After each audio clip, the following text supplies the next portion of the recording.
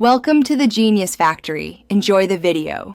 In this video, I will explain how to prepare chaga tea from chunks. First, gather your chaga chunks, a hammer, and a clean cloth. You'll want to break down any larger pieces into smaller, more manageable 1-inch chunks. This step is crucial for proper extraction.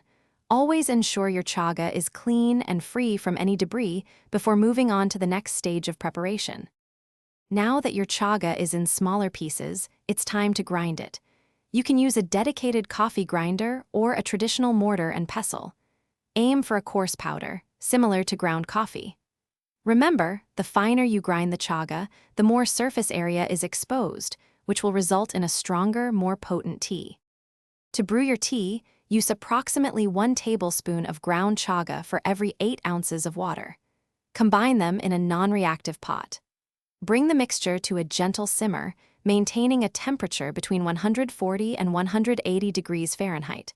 Let it simmer for at least 1 hour, and for a stronger brew, up to 4 hours. Once your tea has brewed to your desired strength, carefully strain it through a fine mesh sieve to remove the chaga particles.